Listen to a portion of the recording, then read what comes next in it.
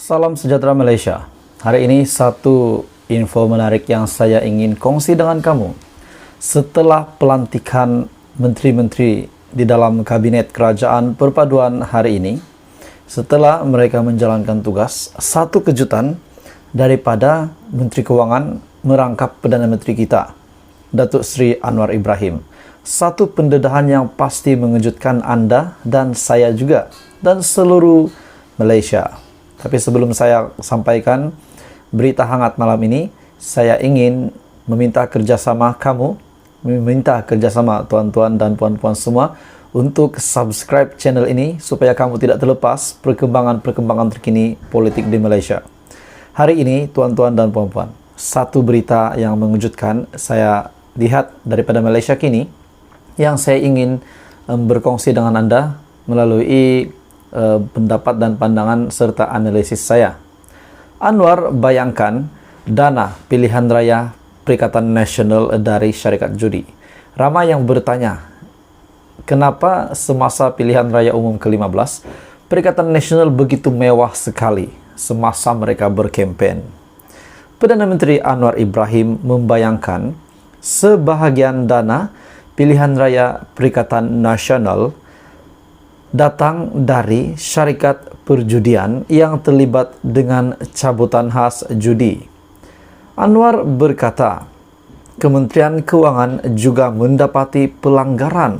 Pelanggaran ini yang menjadi tanda tanya kepada saya, dan saya berpikir pelanggaran ini pelanggaran yang macam mana.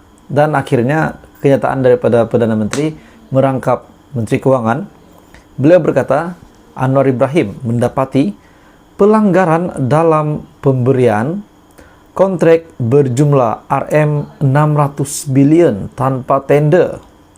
Bercakap ketika sidang media di Pejabat Perdana Menteri di Putrajaya hari ini, dia berkata, dana pilihan raya untuk Parti Melayu dan Parti Islam datang dari syarikat perjudian. Berkenaan judi, pastinya sebahagian digunakan untuk mendanai pilihan raya. Saya telah minta semakan terhadap perkara itu. Jadi Menteri Kewangan kita ataupun Perdana Menteri kita telah meminta untuk perkara ini disemak berkenaan dengan duit yang datang, duit yang digunakan untuk Perikatan Nasional semasa mereka berkempen, betul atau tidak datang daripada syarikat perjudian, di mana dana pilihan raya untuk Parti Melayu dan juga Parti Islam ini sebenarnya datang daripada syarikat perjudian. Dalam pada itu, Anwar juga berkata, Kementerian Keuangan mendapati pelanggaran dalam pemberian kontrak berjumlah RM600 bilion tanpa tender. Walaupun anda gelar diri anda Parti Melayu ataupun Parti Islam, dana pilihan raya datang dari syarikat judi, kata Perdana Menteri. Terdahulu juga, dia turut menegur pentadbiran Perikatan Nasional yang diketuai Bersatu dan juga PAS kerana menaikkan cabutan khas judi dari 8 kepada 22 kali setahun. Langkah itu dibuat pada akhir 2020. Kata Anwar, selaku Menteri Keuangan, dia telah memutuskan cabutan khas judi akan kembali dikurangkan kepada 8 kali setahun bermula pada tahun hadapan. Kekayaan PN yang menjadi persoalan rakyat Malaysia. Kekayaan Perikatan Nasional yang menjadi tanda tanya kepada saya sendiri, macam mana dan bagaimana, dari mana mereka dapat kekayaan dan kemewahan itu semasa berkempen pada PRU 15 yang lalu. Sejumlah pihak sebelum ini mempersoalkan sumber dana kempen Perikatan Nasional yang dilihat mereka di luar kemampuan gabungan itu.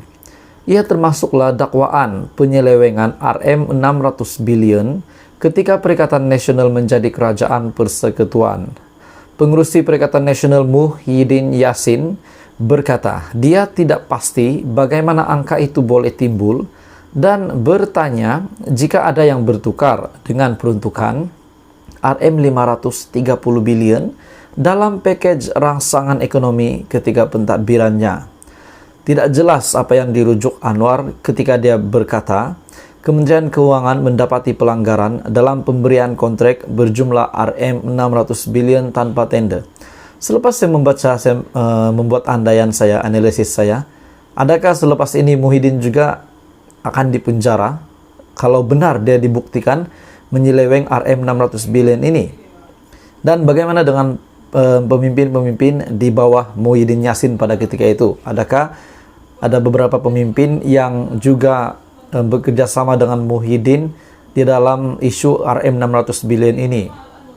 Namun Anwar berkata, siasatan akan dibuat bagi memastikan jika ada sebarang penyelewengan ataupun korupsi yang berlaku. Namun, antara proyek kerajaan terdahulu yang kini diperhatikan adalah kontrak rangkaian 5G yang menurut Anwar dibuat tanpa tender. Proyek Digital National Berhad DNB yang melibatkan peruntukan Rm20 bilion. Sementara itu, Perdana Menteri juga turut membalas kritikan sesetengah pihak yang membangkitkan kleptokrasi, walaupun mereka sendiri tidak lepas dari kesalahan. Menarik apabila pihak yang menggunakan kleptokrasi sebagai kritikan tapi mereka sendiri dicurigai. Ada banyak urus niaga besar yang memanfaatkan anak atau keluarga mereka. Saya perlu ingatkan mereka, jika Anda benar-benar mahu menanganinya, yaitu menangani korupsi, Anda perlu bersedia untuk jadi benar-benar telus dan disiasat, kata Anwar lagi. Dia sekali lagi mengulangi cabaran kepada Perikatan Nasional dan pihak yang lain yang melontarkan kritikan kepada Kerajaan Perpaduan untuk membuat pengisytiharan harta. Dia juga menyuarakan keyakinan kabinetnya akan mematuhi peraturan yang ketat bagi menjamin tata kelola yang baik. Berkenaan Ahmad Zahid Hamidi yang menjadi timbalan Perdana Menteri di saat berdepan perbicaraan rasuah, Anwar berkata keputusan itu dibuat atas pertimbangan hierarkinya dalam UMNO. Sementara orang ramai berhak mempersoalkan kritikan itu, katanya. Perbicaraan terhadap Zahid masih berjalan dan proses undang-undang itu juga perlu dihormati. Jadi, walaupun Datuk Seri Anwar Ibrahim melantik timbalan Perdana Menterinya ialah Zahid Hamidi, namun proses undang-undang itu tetap berjalan, jadi tidak ada masalah. Mungkin menjadi ramai yang mempersoalkan, mempertikaikan kenapa timbalan Perdana Menteri adalah Zahid Hamidi yang berdepan 47 tuduhan dan masih lagi terlibat kes mahkamah. Jadi bila kita fikir balik dengan kenyataan daripada Perdana Menteri ke-10 Malaysia, Datuk Seri Anwar Ibrahim, mereka tetap menghormati proses undang-undang itu dan proses undang-undang ini perlu dihormati dan masih berjalan kes mahkamah. Kes mahkamah Zahid Hamidi masih berjalan, tidak terhenti walaupun beliau menjadi timbalan Perdana Menteri. Jadi tidak ada masalah, tuan-tuan dan puan-puan. Bagi saya, apa yang Anwar buat pada hari ini adalah sangat terbaik. Nah, berkenaan dengan isu pelanggaran dalam pemberian kontrak Rm600 bilion tanpa tender semasa pimpinan Muhyiddin Yassin. Adakah ini satu pendedahan yang mengejutkan daripada Anwar Ibrahim? Sebab hari ini beliau adalah Perdana Menteri dan juga Menteri Keuangan. Jadi sudah pasti pendedahan ini mengejutkan Muhyiddin Yassin di bawah pimpinan semasa pimpinan Muhyiddin Yassin. Setelah Anwar buat kenyataan ini pasti mengejutkan beliau. Di mana Anwar berkata Kementerian Keuangan juga mendapati pelanggaran dalam pemberian kontrak berjumlah Rm600 bilion tanpa tender. Jadi tuan-tuan dan puan, ini adalah berita yang panas sekali pada hari ini. Jadi teruskan bersama di dalam channel ini untuk episode politik seterusnya. Jangan lupa tekan butang subscribe dan share video ini.